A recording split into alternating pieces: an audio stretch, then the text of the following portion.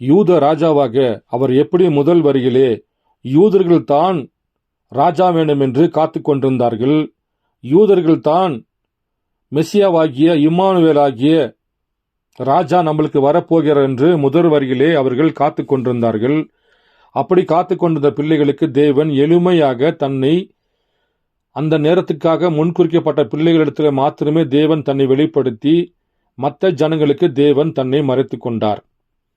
பாருங்கள், அன்றைக்கு இரவும் பகலுமாக நியாய பிரமாணங்களை ஒன்று கூட தவறு விடாமல் உத்தமமாக நீதிமானாக வாழ்ந்து கொண்டிருந்த பரிசுத்தர்கள் மோசையின் பிரமாணங்களை ஏற்றுக்கொண்டு யெகோவா தேவனை வணங்கிக் கொண்டு மெசியாவுக்கு காத்து கொண்டிருந்த பிள்ளைகளுக்கு தேவன் மாம்சத்தில் வெளிப்பட்டு இயேசு கிறிஸ்துவாக நின்று கொண்டிருக்கின்றார்.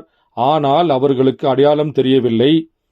அதே விபச்சாரண பெண்ணும் படிப்பறிவு இல்லாத பேதுருவும் இப்படியாக தேவன் அங்கு நின்று கொண்டிருக்கின்ற பொழுது பாருங்கள், இவர்கள் மத்தியிலே தேவன் பொதுவாகத்தான் நின்றார்.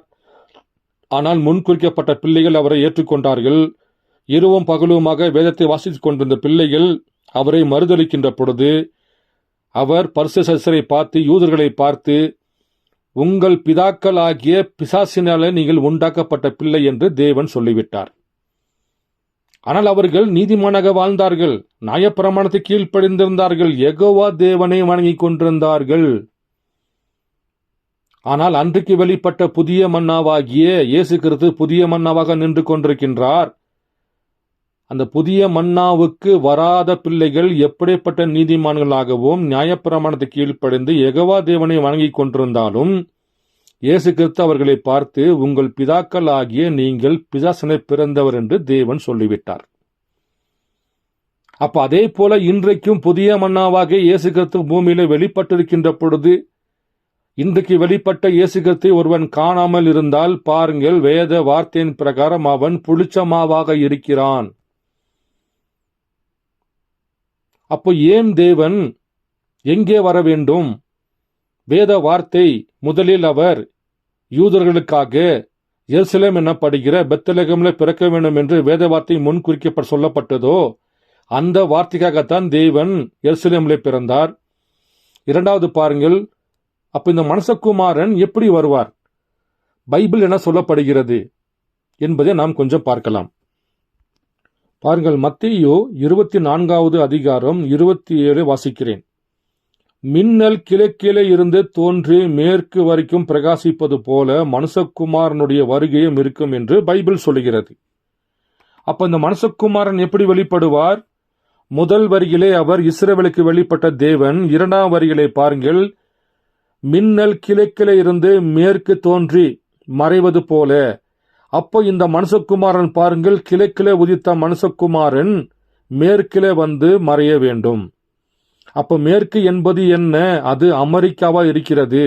அப்ப இந்த குமாரன் எங்கே பிறக்க வேண்டும்? அமெரிக்காவில் பிறக்க வேண்டும். அப்ப அமெரிக்கா என்பது எருசலேமாக இருக்க வேண்டும். அப்ப அமெரிக்கா என்பது என்ன? எருசலேமா? அப்ப எருசலேமா இருந்தால் தேவன் இரண்டாம் வருகைக்கு தேவன் எங்கே வர வேண்டும்? எருசலேமுக்கு வர வேண்டும். அப்ப இன்றைக்கு எருசலேம் என்பது என்ன? அது எங்கே இருக்கிறது? வேத வார்த்தையின் பிரகாரம் மின்னல் கிழக்கிலே தோன்றி மேற்கிலே மறைவது போல மனுஷகுமாரனும் கிழக்கே தோன்றி மேற்கிலே மறை வேண்டும். அப்படி என்றால் மேற்குக்கு அவர் வந்தாரா? மேற்கு என்பது என்ன என்பதை பற்றி நாம் கொஞ்சம் வாசிக்கலாம். பாருங்கள், உரைக்கப்பட்ட வார்த்தையை மூலவித்து 62வது ஆண்டு 3வது மாதம் 18ஆம் தேதியிலே குறிக்கப்பட்ட செய்தியில 364வது பேராவை நான் கொஞ்சம் வாசிக்கிறேன். கடைசி காலங்களில் மல்கியா 4ஆம் அதிகாரத்தில் கூறப்பட்டுள்ள வாக்குத்தத்தம் நிறைவேறும் என்று தேவன் வாக்குத்தத்தம் செய்திருக்கிறார். அது நிச்சயமாக நிறைவேறும். ஏனெனில் அது உரைக்கப்பட்ட தேவ வார்த்தையாக இருந்தது. மல்கியா என்னும் தீர்க்கதரிசியினால் உரைக்கப்பட்டதாக இருக்கிறது. இயேசு அதை குறிப்பிட்டார். இது கிறிஸ்துவின் இரண்டாம் வருகைக்கு முன்னதாக சம்பவிக்க வேண்டும். இப்பொழுது நன்கு கவனியுங்கள். இயேசு வருவதற்கு முன்பு நிறைவேறாத எல்லா தீர்க்கதரிசனங்களும் நிறைவேறியாக வேண்டும். வேதம் நிறைவேறியாக வேண்டும். இந்த அபிஷேக பண்ணப்பட்ட தூதன் வரும்போது புறஜாதியின் காலம் சபையின் காலங்களோடு முடிவடைய பெற வேண்டும். அவன் பின்மாறி தொடங்கி முன்மாறி வரையிலான சத்தியங்களை சர்ப்பத்தின் வித்திலிருந்து ஆரம்பித்து முழு வேதத்தையும் விதைப்பான். தன்னுடைய முற்பிதாக்களான எலியா, யோவான், ஸ்நானகன் என்பவர்களைப் போன்று அவனும் ஸ்தாபனங்களால் புறக்கணிக்கப்படுவான். எலியா முதலாவதாக ஆகாப்பின் காலத்தில் புறக்கணிக்கப்பட்டான். ஆகாப்பு காலத்தில் இஸ்ரவேலில் நடந்தது சம்பவம் மல்கியாவினால் உரைக்கப்பட்ட தீர்க்கதரிசி தோன்றும் காலத்தில் அமெரிக்காவில் நடைபெறும். ஏனெனில் இந்த தேசம் இஸ்ரவேலுக்கு உதாரணமாக இருக்கிறது. பாருங்கள், ஆகாப்பு நாட்களிலே எப்படி எலியா அங்கு நின்று கொண்டு இஸ்ரவேலை ஊழியம் செய்தாரோ அதே போல பாருங்கள், இன்றைக்கு எருசலேம் என்பது என்ன? அது அமெரிக்காவா இருக்கிறது. அப்போ முதல் வரியிலே இயேசு கிறிஸ்து எங்கே வந்தார்? எருசலேம் ஆகிய பெத்லகேமிலே பிறந்தார். அதே போல பாருங்கள், இரண்டாம் வரியிலே வருகின்ற பொழுது இந்த இன்றைக்கு சொல்லப்படுகிற எருசலேம் அது அமெரிக்காவா இருக்கிறது. அப்போ இந்த இயேசு கிறிஸ்து வெள்ளை குதிரை மேலே எங்க வர வேண்டும்? அமெரிக்காவுக்கு தான் வர வேண்டும். அப்ப அமெரிக்கா என்பது என்ன? அது இஸ்ரவேல் நாடா? அது இஸ்ரவேல் தேசத்துக்கு அடையாளமா? பாருங்கள், இன்னொரு செய்தியிலிருந்து நான் வாசித்து காண்பிக்கிறேன். பாருங்கள், காலத்தின் சந்திப்பு, த ஜங்ஷன் ஆஃப் டைம். வருடம் 56வது வருடம் 1வது மாதம் 15ஆம் தேதியிலே கொடுக்கப்பட்ட செய்தி. பாருங்கள், காலத்தின் சந்திப்பு. அதிலே 167வது பேராவை நான் வாசிக்கிறேன். ரொம்ப முக்கியமான பேராங்க. உங்களுடைய இருதயத்திலே இந்த வார்த்தைகளை, இந்த பேராக்களை நீங்கள் பதிந்து வைத்துக் கொள்ளுங்க. அமெரிக்கா என்பது என்ன? அது இஸ்ரவேலா இல்ல சோதோமா என்பதை நான் உங்களுக்கு வாசித்து காண்பிக்கிறேன். ஓ தேவனே, நவீன கால சோதோம் குமாராவாய் மூடத்தனத்திலே விழுந்து போன இந்த சீர்கெட்டு போன அமெரிக்காவை உழுக்கும். பாருங்கள், ஓ தேவனே, நவீன கால சோதோம் குமாராவாய் மூடத்தனத்திலே விழுந்து போன இந்த சீர்கெட்டு போன தேசமாகிய அமெரிக்காவை உழுக்கும். தேவன் அமெரிக்காவை பார்த்து பேசுறாரு. ஓ அதிகாலையின் மகனாகிய விடுவெள்ளியே, நீ எப்படி விழுந்தாய்? அமெரிக்காவே, நீ எப்படி விழுந்த? நீ நல்லதானே இருந்த, எருசலேம் போல இருந்தியே, நீ எப்படி விழுந்த? நீ நன்றாகத்தானே ஓடினாய் அல்லவா? உனக்கு என்ன ஆயிற்று? ஓ எருசலேமே, எருசலேமே, எத்தனை முறை உன்னை கூட்டி சேர்த்தன் என்று அன்று அவர் எருசலேமை பார்த்து அழுதது போல தேவன் இன்று அமெரிக்காவை பார்த்து, என்னுடைய இருதயத்தில் அமெரிக்காவே, எத்தனை முறை நான் உன்னை தேசத்துக்குள்ளாகவும் உலகத்துக்கும் ஒரு எரிகிற தீபமாய் வைத்தேன். ஆனால் நீயோ ஹாலிவுட்டை ஏற்றுக்கொண்டாய். நீ இந்த உலகத்தின் பாணியை ஏற்றுக்கொண்டாய். நீ உன்னை என்னே எம்பிரேயிடமும் ஒப்பு கொடுத்து உள்ளாய். உன் நிலைமையை எப்படியாக மாறிப்போனது என்று இந்த தேசத்தில் வல்லமையுள்ள மனிதர்கள் எவ்வளவாக ஊழியம் செய்தார்கள். அவர்கள் முழுவதும் சுற்றி தங்களால் முடிந்த மற்றும் ஊழியம் செய்தார்கள். ஆனால் நீயோ அதை விட்டு விலகி மற்ற தேசங்களுக்கு ஓடுகிறாய் என்று பரிசுத்த ஆவியானவர் அழுகிறார். ஓ தேவனே, அவள் தன்னுடைய அழிவின் சாம்பலிலே அமர்ந்திருக்கிறாள். அவள் தன்னுடைய கவர்ச்சி என்னும் துப்பாக்கியின் முனையிலே அமர்ந்திருக்கிறாள். ஓ அந்த மகத்தான நாளிலே தேவகுமாரன் அவருடைய நீதியின் பரிசுத்தத்திலே பரத்திலிருந்து வெளிப்படும் போது நாங்கள் எப்படி அவர் முன் நிற்கப் போகிறோம்? பாருங்கள், தேவன் அமெரிக்காவை பார்த்து பரிசுத்த ஆவியானவர் அழுகிறார். ஏனென்றால் முதல் வரிகளே தேவன் எப்படியாக எருசலேமாக இருந்ததோ அதே போல பாருங்கள், இரண்டாம் வரிகளே தேவன் அமெரிக்கா தான் இன்றைக்கு எருசலேம். அந்த எருசலேமை பார்த்து தேவன் ஏற்கனவே மலை மேல் நின்று கொண்டு தேவன் எருசலேமை பார்த்து எப்படி கண்ணீர் விட்டாரோ அதே போல பாருங்கள், தேவன் இரண்டாம் வரிகளை வெளிப்படுகின்ற பொழுது தேவன் அமெரிக்காவை பார்த்து தேவன் கண்ணீர் விடுகிறார். எருசலேமே, எருசலேமே என்று முதல் வரிகளே தேவன் எப்படியாக எருசலேமை பார்த்து அழுதாரோ அதே போல இன்று இந்த பரிசுத்த ஆவியானவர் அமெரிக்காவை பார்த்து எருசலேமே, எருசலேமே என்று தேவன் அழுகிறார் என்று சொல்கிறார். ஏன் சொல்ல வேண்டும்? ஏனென்றால் இன்றைக்கு அமெரிக்கா என்பது எருசலேம். அப்ப இயேசு கிறிஸ்து எங்க வர வேண்டும்? அமெரிக்காவில் பிறக்க வேண்டும். அதனால் தான் அவர் 1909 கெண்டக்கிலே ஏப்ரல் மாதம் 6ஆம் தேதி அமெரிக்காவில் பிறக்கின்ற பொழுது அவருடைய தலைக்கு மேலே அக்னி ஸ்தம்பம், நட்சத்திரங்கள் நின்று கொண்டிருந்தது. இதுதான் இன்றைக்கு சபைக்கு கொடுக்கப்பட்ட ஒரு குமாரன். புறஜாதிக்கோ தேவன் லூக்கா 17:30 பிரகாரம் அவர் புறஜாதிக்கென்று கொடுக்கப்பட்ட தீர்க்கதரிசியாக மனுஷகுமாரனாக வெளிப்பட்டார். ஆனால் தேவன் யூதர்கள் தான் ஒரு ஆண் பிள்ளை, அந்த ஆண் பிள்ளை சபைக்கு கொடுக்கப்படுகிறது. அந்த ஆண் பிள்ளை பாருங்கள், வெளிப்படுத்தல் விசேஷம் 12ஆம் அதிகாரத்திலே சொல்லப்பட்ட அந்த ஸ்ரீ சூரியனை தரித்திருந்தால் பாருங்கள், அது 2ஆம் வருகையிலே இயேசு கிறிஸ்து பூமியிலே பிறப்பதற்கான ஒரு ஆண் பிள்ளை. அன்பு சகோதர சகோதரிகளை நாம் எங்கே நிற்கின்றோம் பாருங்கள். அப்போ தேவன் என்ன செய்கிறார்? இந்த வெள்ளை மனிதனாகிய பிரண்ணாம் மேலே அவர் கடந்து வருகிறார். பாருங்கள், அந்த பேராவை நான் கொஞ்சம் மறுபடியும் நான் வாசிக்கிறேன். 4வது முத்திரையில் 196வது பேராவை நான் வாசிக்கிறேன். ஆனால் நமது கர்த்தர் இங்கே பூமியில் வெண்மை நிறமுள்ள குதிரையின் மேல் தோன்றுவார். அவர் முற்றிலும் தேவனுடைய வார்த்தை ஒரு மனிதனுக்குள் குடிகொண்டிருக்கும் இம்மானுவேலாக இருப்பார். அவருக்குள் அவ்வளவு வித்தியாசம் உண்டு, அதுதான் அவர்களுடைய அந்த வித்தியாசமாகும். பாருங்கள், தேவன் இன்றைக்கு வெள்ளை குதிரை மேலே வருவது என்பது ஒரு சாதாரண எளிமையாக தேவன் பிரண்ணாம் என்னக்கூடிய அந்த சரீரத்தின் மேலே தேவன் தன்னுடைய வல்லமை ஆகிய குதிரையை தேவன் சவாரி செய்து விட்டார்.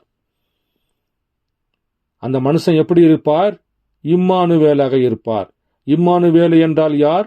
அவர் மெசியாவாக கிறிஸ்துவாக இருக்கிறார். பாருங்கள், தேவனுடைய வார்த்தை ஒரு மனிதனுக்குள் குடிகொண்டிருக்கும் இம்மானுவேலாக இருப்பார்.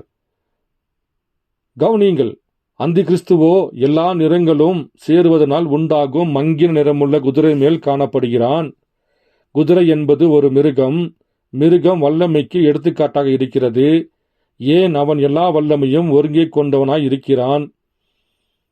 அரசியல் வல்லமை, மத சம்பந்தமான வல்லமை, பிசாசின் வல்லமை, எல்லா வல்லமையும் ஒருங்கே கொண்டு அறிகுறியாக அவன் மங்கின நிறமேல் வருகிறான். பாருங்கள், போப்பு என்ன சொல்லக்கூடிய ஒரு மனிதனுக்குள் பிசாசோட ஆவி ஊற்றப்பட்டு அவனுடைய கிரியைகள் ஜனங்களை வஞ்சித்து போடுகிறது. அதே போல தேவனுடைய ஆவி ஒரு மனிதனுக்குள் புகுகின்ற பொழுது தேவனுடைய வல்லமை எல்லாமே அந்த மனிதனுக்குள்ள ஊற்றப்பட்டு அவர் இந்த பூமியில ஜீவிக்கின்ற பொழுது மெசியாவாக நின்று கொண்டு ஜனங்களை மீட்டுக் கொள்வதற்காக அவர் பசுத்த ஆவியினால் இம்மானுவேலாக ஜனங்கள் மத்தியிலே வெளிப்படுகிறார். அப்படி வெளிப்படுகின்ற பொழுது தேவன் பிரண்ணாம் என சொல்லக்கூடிய மனிதன் மேலே அவர் தன்னுடைய வல்லமையாகி அந்த மிருகமாகிய குதிரையை தேவன் சவாரி செய்து விட்டார். பாருங்கள், தேவன் எவ்வளவு எளிமையாக பிரண்ணாம்குள்ளே தன்னை வெளிப்படுத்தி தேவன் இன்றைக்கு ராஜாதி ராஜாவாக கர்த்தாதி கர்த்தாவாக வார்த்தை என்னும் நாமமாக பாருங்கள் பிரண்ணாம்குள்ளே தன்னை தேவன் சவாரி செய்து விட்டார். அப்படியாக இருக்கின்ற பொழுது இன்றைக்கு நாம் எப்படி இயேசு கிறிஸ்து வெள்ளை குதிரை மேலே அங்கேயே தரித்துக் கொண்டு தாடியை வைத்துக்கொண்டு அவர் ஆட்டிக்குட்டியை வைத்துக்கொண்டு எப்படி வருவார் என்று நீங்கள் எதிர்பார்க்கலாம். முதல் வரியில் அப்படி வரவே இல்லை. அவர் முதல் வரியிலே குதிரை மேலே வந்தாரா? அல்லது கத்தி சண்டை போட்டு தாவீதை போல இவரை போல சவுலை போல கத்தி சண்டை போட்டு ஜனங்களை வெட்டி போட்டாரா? இல்ல பூமியை கைப்பற்றினாரா? பாருங்கள், அவர் எளிமையாக வார்த்தையின் யூதராஜாவாக வந்தார். அதே தேவன் மறுபடியுமாக பாருங்கள், வெள்ளை குதிரையில் வருகின்ற பொழுது வார்த்தை என்னும் நாமம் அவருக்கு தரிக்கப்படுகிறது. அப்போ தேவன் இன்றைக்கு வெள்ளை குதிரை மேல வருகின்ற பொழுது அவர் வார்த்தைக்குத்தான் உங்களை வழி நடத்துவாரே தவிர அவர் கத்தி எடுத்துக்கொண்டு கிரீடங்களை மாற்றிக்கொண்டு ஒவ்வொரு ஊராக ஒவ்வொரு நாடாக சென்று சண்டை போட்டு சவுலை போல தாவீது போல நம்மளுக்கு எதுவுமே மீட்டு தர மாட்டார். ஏனென்றால் புறஜாதிக்கு அவர் மணவாளனாக வருகிறார். யூதர்களுக்கு தான் அவர் ராஜாதி ராஜாவாக கர்த்தாதி கர்த்தாவாக வருகிறார். அப்படி வருகின்ற பொழுது தேவன் யூதர்களை மீட்டு கொள்ள வேண்டும். அப்படி என்றால் அவர் யூதர்களை தேவன் ராஜாதி ராஜாவாக கர்த்தாதி கர்த்தாவாக பிரண்ணாம் மேலே சவாரி செய்து அவர் யூதர்களை மீட்கத்தான் வந்தார். அவர் அந்த யூதர்களை மீட்டுக் கொண்டாரா இல்லையா என்பதை பற்றி நாம் இப்பொழுது பார்க்கலாம். அதற்கு முன்பாக தேவன் எப்படியாக இந்த பூமியிலே அவர் எளிமையாக வந்தார் பாருங்கள். 7 சபை காலங்களுக்கும் 7 முத்திரைக்கும் இடையே உள்ள பிளவில் 40வது பேராவது முதல் 42வது பேரா வரைக்கும் வாசிக்கிறேன். அதாவது 7 சபை காலங்களுக்கும் 7 முத்திரைகளுக்கும் இடையே உள்ள பிளவு பிரீச், அதில் 40லிருந்து 42 வரைக்கும் வாசிக்கிறேன். இப்பொழுது நீங்கள் கவனியுங்கள், நான் கதை கட்டி கூறுவதாக எண்ண வேண்டாம். பாருங்கள், இப்பொழுது கொஞ்சம் கவனிங்க. நான் சும்மா சொல்லல, நான் கதை கட்டி கூறல. அவையெல்லாம் கர்த்தர் உரைக்கிறதாவது, thus say the Lord என்று சொல்லுகிறார். நான் அதை உங்களுக்கு வேதத்திலிருந்து படித்து காட்டுகின்றேன். 7ஆம் தூதனின் செய்தி முழங்கும் போது தேவன் தம்முடைய பசுத்த தீர்க்கதரிசியின் மூலமாய் உரைத்த தேவ ரகசியம் நிறைவேறும். இந்த தீர்க்கதரிசிகள் தாம் தேவனுடைய வார்த்தையை எழுதினர். 7ஆம் சபையின் காலமாகிய கடைசி சபையின் காலத்தில், அதற்கு முன்பிருந்த சபையின் காலங்களில் ஆராயப்பட்டு விவரிக்கப்படாமல் விடப்பட்ட தளர்ந்த முனைகள் அனைத்தையும் வெளிப்படுத்தப்படும். ஆகவே இந்த முத்திரைகளில் உடைக்கப்பட்டு தேவ ரகசியம் வெளிப்படுகையில் அந்த தூதன், அந்த செய்தியாளன் கிறிஸ்து கீழே இறங்கி வந்து தம்முடைய பாதத்தை பூமியின் மேலும் சமுத்திரத்தின் மேலும் வைக்கின்றார். பாருங்கள், கிறிஸ்து பூமிக்கு வந்துட்டாரு. அந்த கிறிஸ்து பூமிக்கு இறங்கி வந்து தன்னுடைய பாதத்தை வலது கால் சமுத்திரத்தின் மேலும் இடது கால் பூமி மேலே வைத்து நின்று கொண்டிருக்கிறார். அவருடைய சிரசின் மேல் வானவில் இருந்தது. பலமுள்ள தூதன் பூமிக்கும் இறங்கும் இந்த வருகையின் நேரத்தில் இந்த 7ஆம் தூதன் பூமியிலே ஏற்கனவே இருக்கிறான் என்பது நினைவிருக்கட்டும். அப்பாருங்கள், லவோதிக்கா சபையுடைய தூதனாகிய, புறஜாதிக்கென்று கொடுக்கப்பட்ட தூதனாகிய வில்லியம் மரியன் பிரண்ணாம் மனுஷகுமாரனாக நின்று கொண்டிருக்கின்றார். அவர் நின்று கொண்டிருக்கின்ற பொழுது வானத்திலிருந்து இறங்கி வந்த இந்த கிறிஸ்து, இந்த மைட்டி காட், இந்த தேவாதி தேவன், கர்த்தாதி கர்த்தா, குதிரை மேல சவாரி செய்கிற அந்த இயேசு கிறிஸ்து எங்கே வருகிறார்? இந்த 7ஆம் தூதன் பூமியில் ஏற்கனவே இருக்கிறான். அப்படி என்றால் பிரண்ணாம் ஏற்கனவே லவோதிக்கா சபையின் தூதனாக இருக்கிறார். தேவன் எங்கே வர வேண்டும்? தேவன் யூதர்களுக்கு ராஜாஜாவா கர்த்தாதி கர்த்தாவாக வர வேண்டும். ஆனால் புறஜாதிக்குள்ள பாருங்கள், இந்த 7ஆம் தூதன் நின்று கொண்டிருக்கின்றார். சபை எடுக்கப்பட்டால் தான் தேவன் யூதர்களுக்கு ராஜாஜாவா கர்த்தாதி கர்த்தாவாக செல்ல முடியும். அப்படியாக இருக்கின்ற பொழுது அந்த தூதன், வானத்திலிருந்து இறங்கி வந்த கிறிஸ்து, அந்த செய்தியாளன் கிறிஸ்து கீழே இறங்கி வந்து தம்முடைய பாதத்தை பூமியின் மேலும் சமுத்திரத்தின் மேலும் வைக்கின்றார். அவர் சிரசின் மேல் வானவில் இருந்தது. பலமுள்ள தூதன் பூமிக்கு இறங்கும் இந்த வருகையின் நேரத்தில் இந்த 7ஆம் தூதன் பூமியில் ஏற்கனவே இருக்கிறார் என்பதை நினைவிருக்கட்டும். முதல் வருகிலே யோவான் செய்தியை கொடுத்து கொண்டிருக்கின்ற பொழுது அதே சமயத்தில் மெஸ்ஸியா வந்ததற்கு இது ஒத்தாக இருக்கிறது. பாருங்கள் அன்பு சகோதர சகோதரிகளே, முதல் வரிகளே யோவான் ஸ்நானகன் செய்தியை கொடுத்து கொண்டிருக்கின்ற பொழுது இயேசு கிறிஸ்து பூமிக்கு பாருங்கள் வருகின்ற பொழுது யோவானும் இயேசு கிறிஸ்துவும் பேசிக் கொண்டார்கள். முகமுகமாக பார்த்து கொண்டார்கள். ஆண்டவரே, உம்முடைய பாதரட்சத்தை கழற்றுவது என் தகுதியில்ல, நீர் என்னாலே ஞானஸ்நானம் பெறுவது என்னால கூடாது என்று பாருங்கள் யோவான் இயேசுகிட்டே பேசினார். அதே போல யோவான் செய்தியை கொடுத்து கொண்டிருக்கின்ற பொழுது அதே சமயத்தில் மெஸ்ஸியா வந்ததற்கு இது ஒத்தாக இருக்கிறது. அதே போல பாருங்கள், யோவானும் இயேசுவும் சந்தித்தது போல இந்த 7ஆம் தூதனும் கிறிஸ்துவும் சந்தித்து விட்டார்கள்.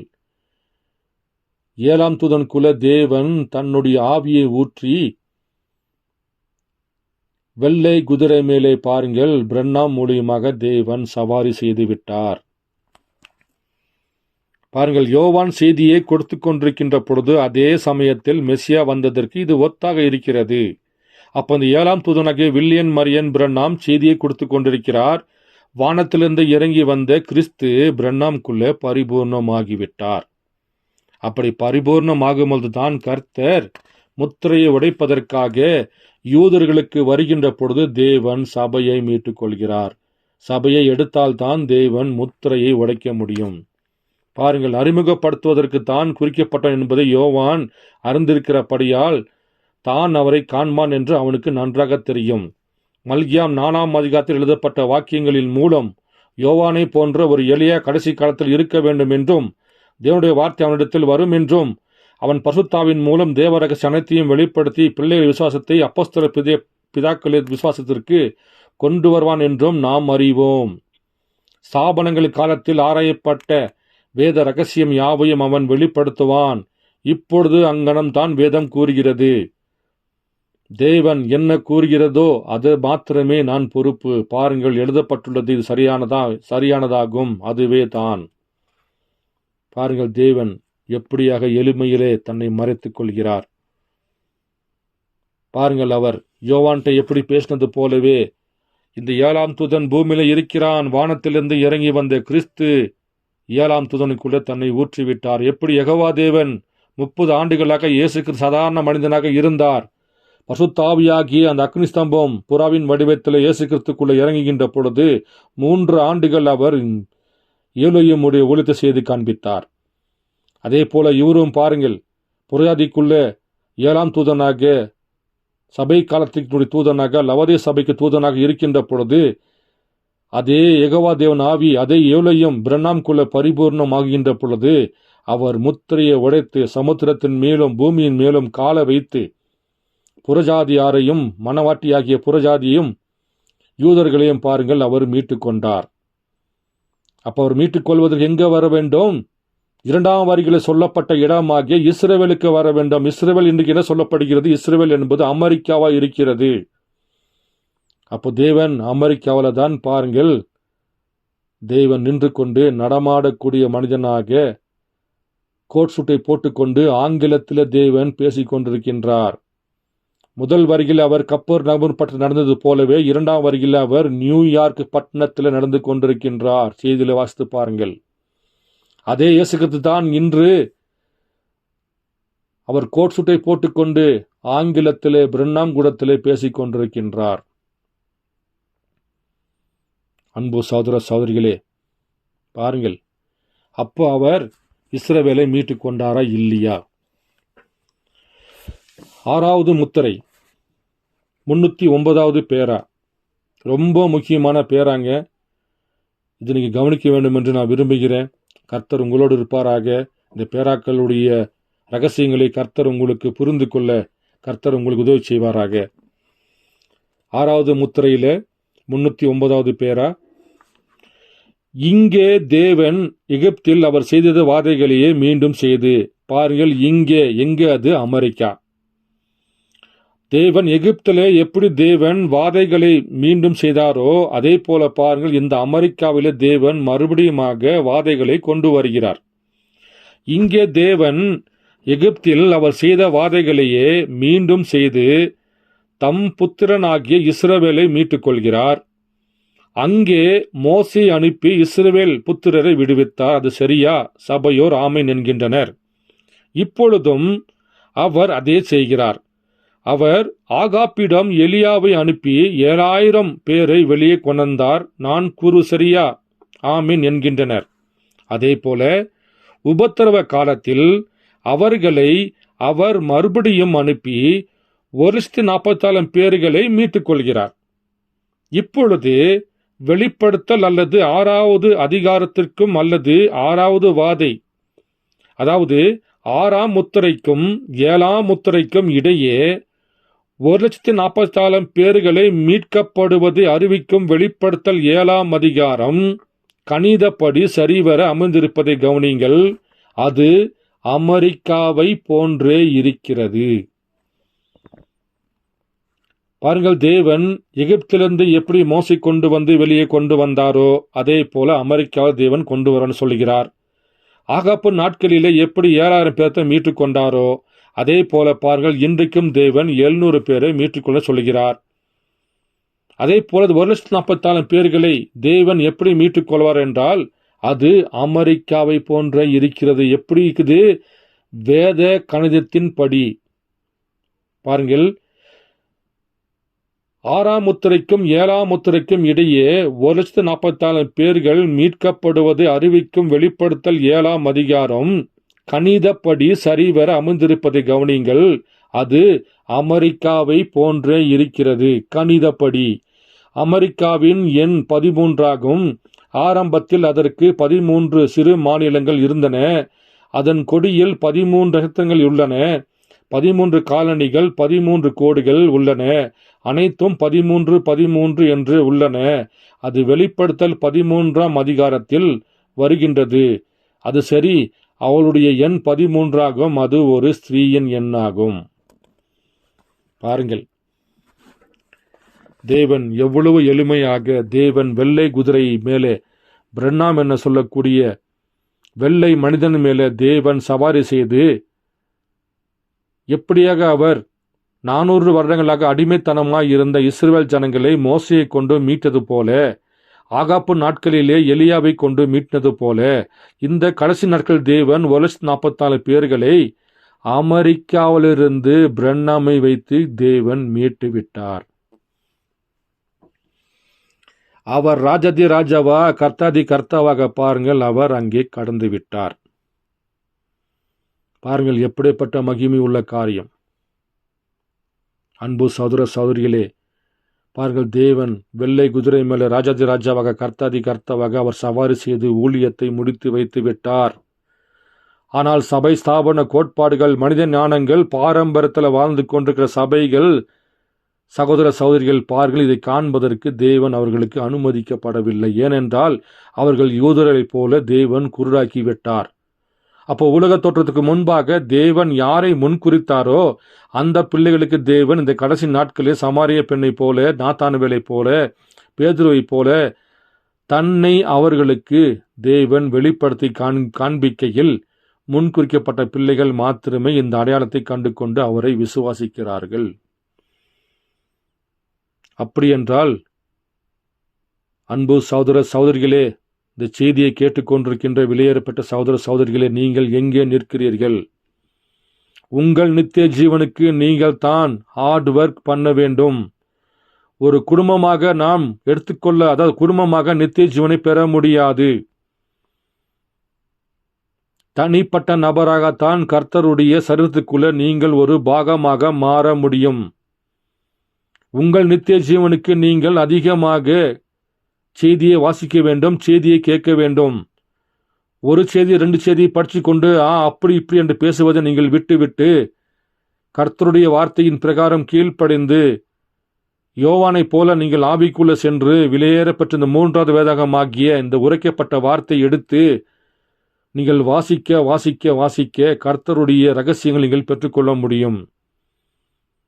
எங்க போதகர் இப்படி சொன்னாரு, அவர் அப்படி சொன்னாரு, இது தவறு என்று நீங்கள் சொல்லாமல், இது செய்தியில எழுதப்பட்டு இருப்பதனாலே இந்த வெளியேற பெற்ற வேதாகமத்தை எடுத்து நீங்களாவே படித்து கர்த்தரிடத்தில் முழங்கால் படியிட்டு கேட்கின்ற பொழுது கர்த்தர் உங்களுக்கு தான் யார் என்பதை வெளிப்படுத்தி காண்பிப்பார். இது தனிப்பட்ட நபருக்குத்தான், உலக ஜனங்களுக்கு அல்ல. முதல் வரிகளை பாருங்கள்.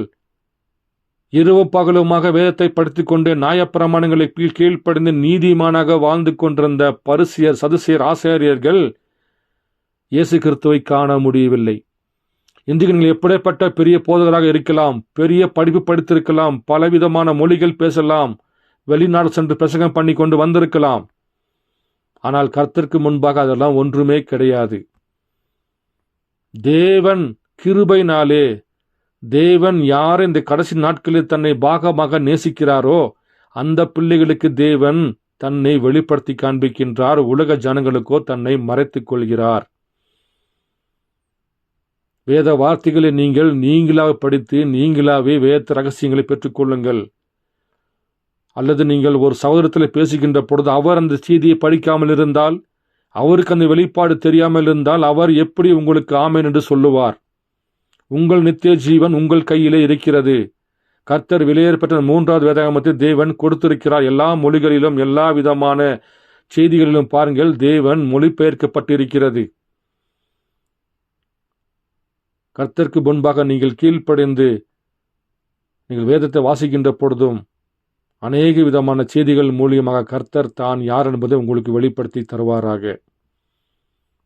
நீ விசுவாசித்தால் தேவனுடைய மகிமையை காண்பாய் என்று சொன்னது வார்த்தையின் பிரகாரம் ஒவ்வொரு வார்த்தைக்கும் நாம் விசுவாசிக்கின்ற பொழுது தேவன் அடுத்த வார்த்தையை நம்மளுக்கு சுட்டி காண்பிப்பார்.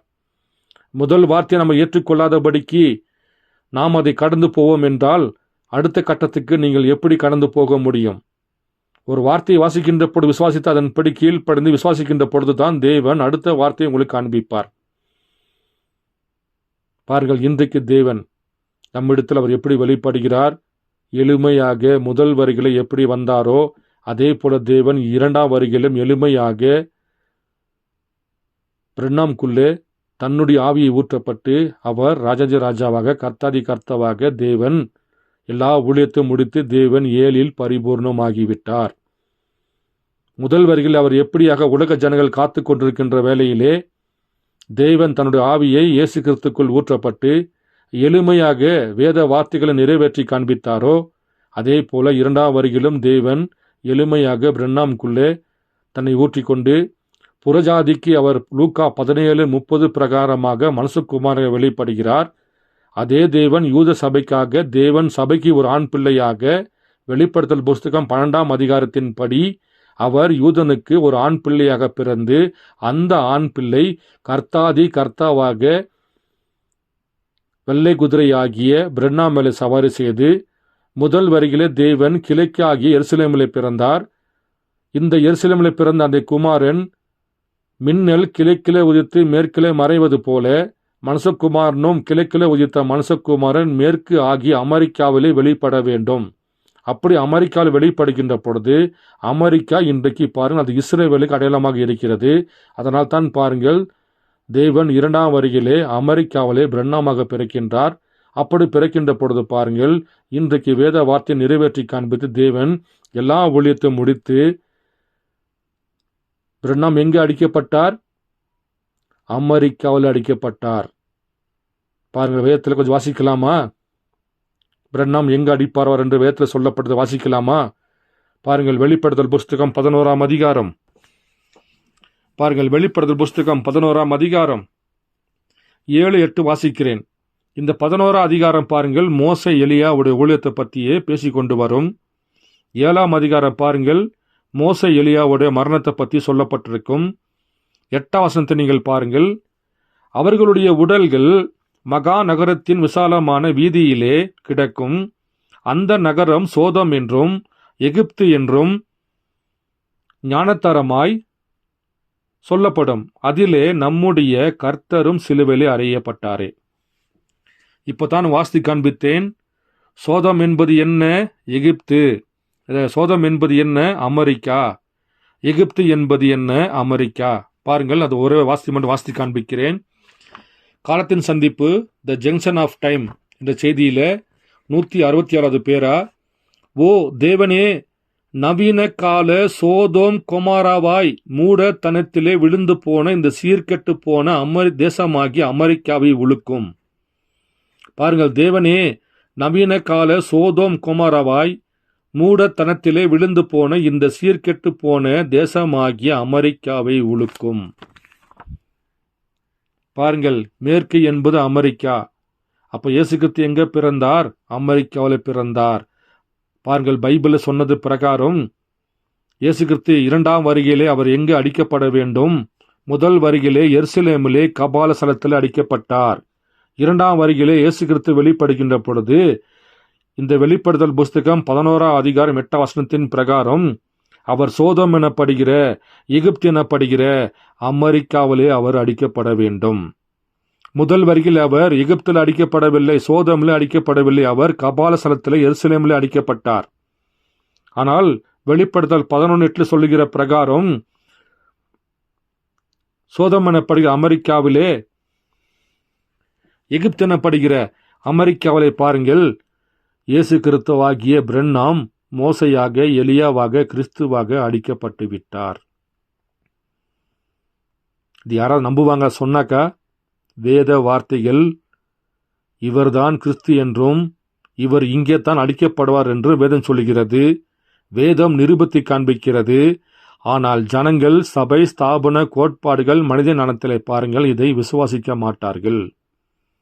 அவர் இப்படித்தான் வருவார், அப்படித்தான் வருவார் என்று பாருங்கள் தேவனுக்கு விரோதமான வார்த்தையின் மூலியமாக அவரை மறுதலித்துக் கொண்டிருக்கிறார்கள். ஆனால் தேவன் என்ன சொன்னாரோ அதன் பிரகாரமாக வந்து தேவன் தன் ஜீவனை கொடுத்து வலது கால் சமுத்திரத்தின் மேலும் இடது கால் பூமி மேலே வைத்து தேவன் ஏழிலே பரிபூர்ணமாகி எல்லாத்தையும் முடித்து வைத்து விட்டார்.